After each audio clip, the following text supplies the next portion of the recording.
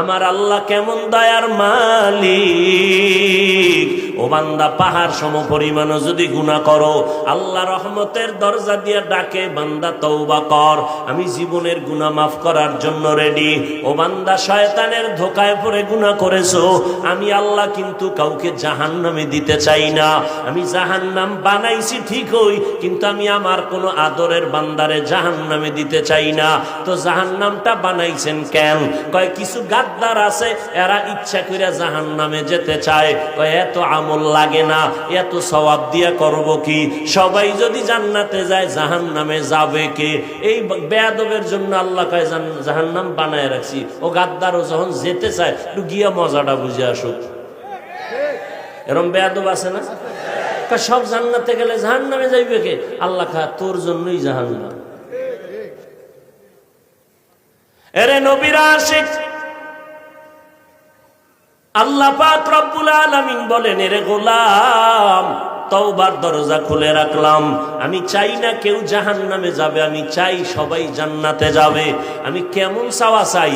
হিসাব ছাড়া যেন সবাই বিনা হিসাবে জান্নাতে যায়।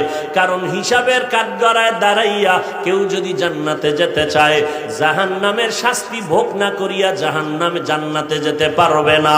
এরে নবীর আশিক, বিনা হিসাবে যদি জান্নাত পেতে চাও, আল্লাহর ওয়াদার হলো মুসলমান না হইয়া কবরে আসবা না। মুসলমান হইয়া কবরে যাওয়ার মানে কি? বলে বান্দা, তোর অন্তরটারে গুনাহ থেকে পবিত্র বানাইয়া কবরে আয়।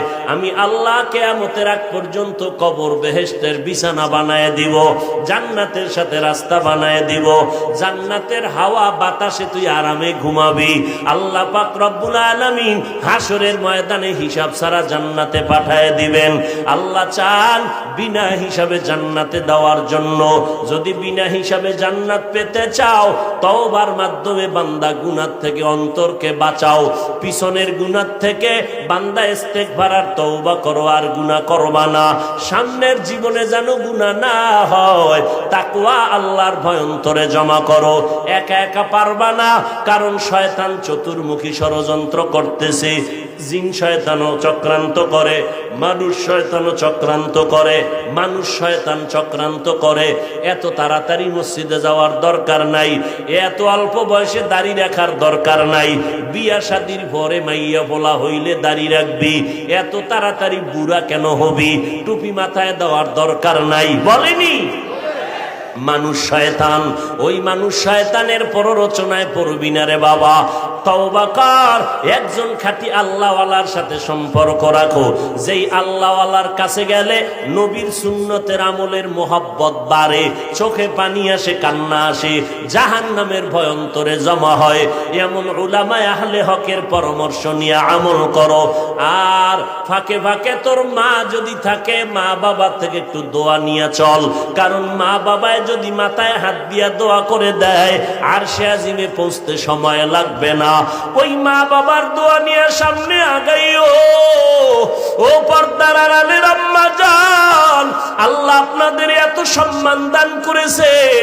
আপনারা নবীদের মায়ের মতো মা, সাহাবায়ে কেরামের মায়ের মতো মা। আপনারা আয়েশা রাদিয়াল্লাহু আনহার মতো নারী, খাদিজা রাদিয়াল্লাহু আনহার মতো নারী, ফাতেমা রাদিয়াল্লাহু আনহার মতো নারী। এরে আম্মা জান, এই জমিনে যত ভালো ভালো সন্তান আছে, আপনাদের অবদানের কারণে। এসপি সাহেবের ব্যবহার ভালো, মায়ের অবদান।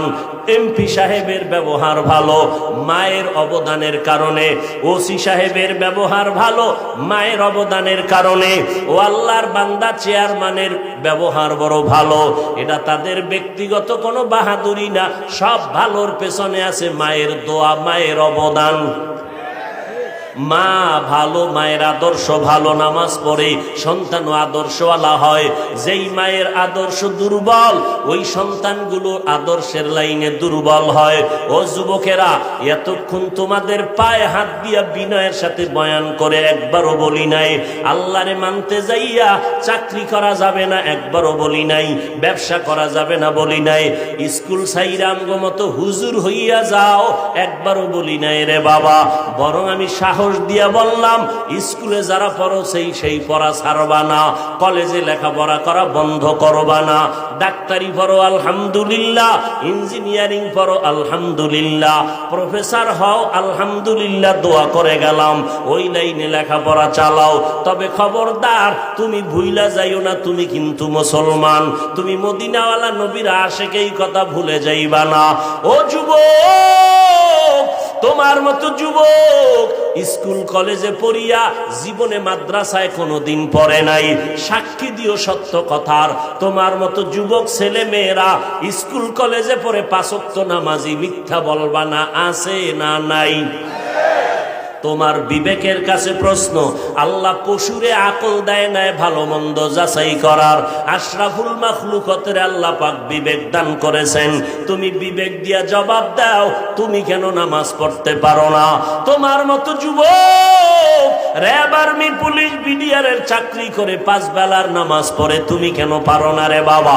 তোমার মতো যুবক সন্তান রাস্তায় গাড়ি চালায় 5 বেলার নামাজ পড়ে, তুমি কেন পারো না? তোমার মতো যুবক নদীর মধ্যে মাছ ধরে 5 ওয়াক্ত নামাজ পড়ে, কৃষি কাজ করে, নামাজ ছাড়ে না, তুমি কেন পারবা না? ও বুড়ারা, আপনাদের মতো কত বুড়া লাঠি হাতে নিয়ে কষ্ট করে মসজিদে গিয়া 5 বেলার নামাজ পড়ে, আপনি বুড়া কেন পারেন না? পর্দার আড়ালের আম্মা জান, আপনার মতো কত মা পর্দা করে, স্বামীর খেদমত করে, মাল হেফাজত করে, 5 ওয়াক্ত নামাজ পড়ে, তাহাজ্জুদও পড়ে। ও আম্মা জানেরা, আপনারা কেন পারবেন না? ওরে যুবক, এখনো তওবা করার সময় আছে, মনটার একটু মাঝে মাঝে বুঝাইও। আমার মতো যুবক যদি স্কুলে পড়িয়া নামাজ পড়ে, আমি কেন পারি না? মনে হয় আমার আল্লাহ বুঝি গুনার কারণে বেজার, মা বাবার মনে হয় অভিশাপ তোর কপালে লাগছে রে যুবক, ওই মা বাবার কষ্ট মনে হয় তোর কপালে লাগছে, এই কারণে মোনাজাতেও তোর চোখে পানি আসে না, নামাজের জন্য দিলটা একবারও কাঁদে না। অথচ তোর পাশে কত যুবক নামাজের সময় পাগলের মতো হয়ে যায় নামাজ পড়ার জন্য, যখন মোনাজাত দেয় চোখের পানি ছেড়ে কান্না করে, আলেম ওলামা পাইলে দৌড়াইয়া গিয়া দোয়া নেয়, মা বাবার সাথে ব্যবহার ভালো করে। ও পর্দার আড়ালের আম্মা জানেরা, সন্তানটারে ডাক্তার বানাবেন, বাধা নাই, তবে কোরআনওয়ালা আদর্শ ডাক্তার বানায়া যাবেন। সন্তানটাকে ইঞ্জিনিয়ার বানাবেন, বাধা নাই, তবে কোরআন পড়নেওয়ালা আদর্শ ইঞ্জিনিয়ার বানায়া যাবেন। আপনার সন্তানের ব্যবহারে যেন কোনো উলামায়ে কেরাম কষ্ট না পায়, আপনার সন্তানের ব্যবহারে যেন মুরব্বীরা কষ্ট না পায়, আপনার সন্তানের আচরণে যেন মা বাবারা কষ্ট না পায়, সন্তানের আচরণে যেন বন্ধু বান্ধবেরা কষ্ট না পায়। ও যুবক, ওই মা বাবার দোয়া ছাড়া পরীক্ষায় ভালো নাম্বার পাও নাই, আল্লাহর জাতের কসম, ওই মা বাবার চোখের পানি আর দোয়ার কারণে আজকে চেয়ারে বসতে পেরেছি, ওই মা বাবার চোখের পানি আর দোয়ার কারণে তুমি টাকার মালিক, বাড়ি গাড়ির মালিক। আজকে ওই মা বাবাকে ভুলিয়া গেছো। এখনো যদি মা বাবা বেঁচে থাকে, যাও তাড়াতাড়ি মায়ের দোয়া নাও, কারণ মা যদি মাথায় হাত বুলাইয়া দেয়, দোয়া করে আর সে আজিমে চলে যাবে। ওই মা বাবারে কষ্ট দিস না রে যুবক, ওই মায়ের চোখের পানি ফালাইস না রে যুবক। আমি তো বলি বাবা, মা বাবারে যারা কষ্ট দিবি, ওস্তাদের যে ছাত্ররা কষ্ট দিবি, আল্লাহর কসম 1 বার, আল্লাহর কসম 2 বার, আল্লাহর কসম 3 বার, মরার আগে তুই পঙ্গু হইয়া বিছানায় কান্না করে কষ্ট পাইয়া মরবি, পঙ্গু না হইয়া তোর মরণ হবে না। লিখে রাখ, যারা মা বাবার সাথে বেয়াদবি করবি, মরার আগে আল্লাহ তোরে পঙ্গু বানায় দিবে। এমন অ্যাক্সিডেন্ট করবি, রাস্তায় আর হাঁটার শক্তি তোর হবে না। যদি ওস্তাদ শিক্ষকের সাথে বেয়াদবি করো, রাস্তায় হাঁটবি, পা ভেঙে যাবে, অ্যাক্সিডেন্ট হয়ে যাবে। মরার আগে যদি পঙ্গু হইয়া বিছানায় কষ্ট পাইয়া মরতে চাও, তাহলে সন্তানেরা মা বাবারে কষ্ট দাও, ও ছাত্ররা শিক্ষকের সাথে বেয়াদবি করো। ও আল্লাহর বান্দারা, আর যদি কও না আমি পঙ্গু হইয়া কষ্ট পাইয়া মরতে চাই না, বেয়াদবি যদি করিয়াও থাকো, তাড়াতাড়ি মা বাবার কাছে গিয়া ক্ষমা চাও। কোটি টাকার মালিক দেখো, অভাব হয় না দূর, গরিবে ঘুমায় আরাম করে মনটা বাহাদুর। ফেরাউনের লাশটা দেখো মিশর জাদু ঘরে, খায় না মাটি পোকা মাছি সবাই ঘৃণা করে।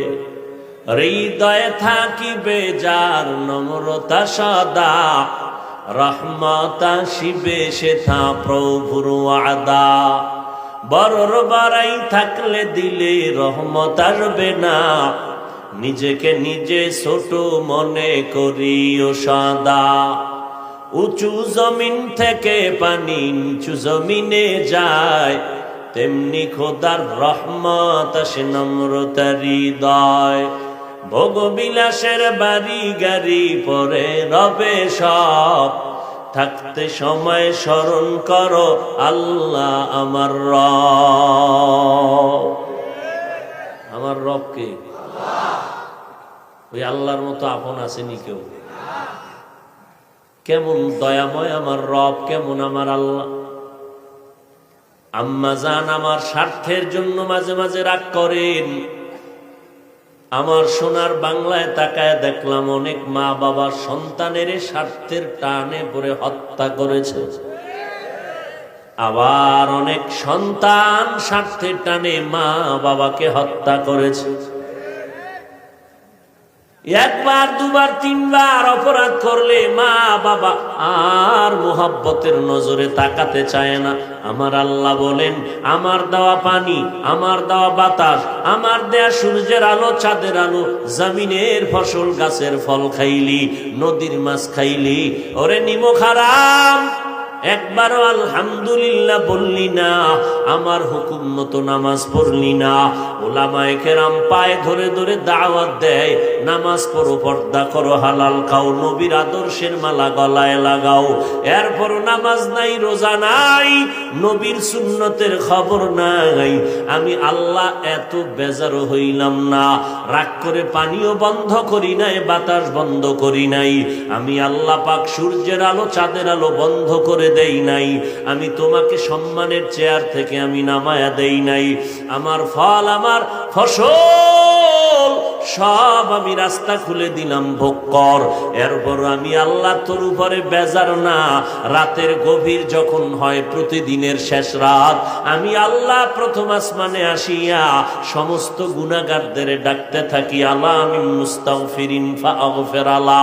এই গুনাহগারের দল, তওবা কর, কান্না কর।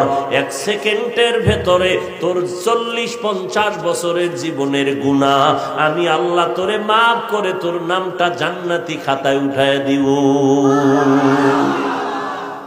আতিনা ফি দার দুনিয়া না হাসান, আতিনা ফি দারে উকবানা হাসান, ইয়া গিয়াসাল মুস্তাগীসি নাহদিনা লফতিখারা বিল উলুমে ওয়াল গিনা।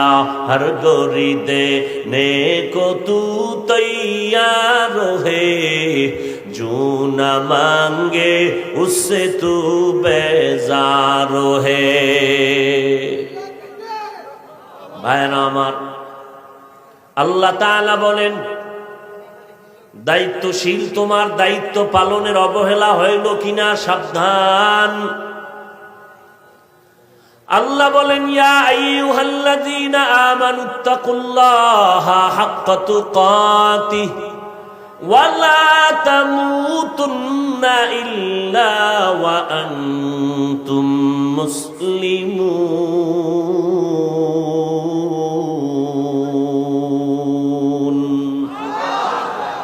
মুসলমানি বুয়াদ গর্দন নেহাদান, এনানে খুদ বদস্তে খা জাদাদান।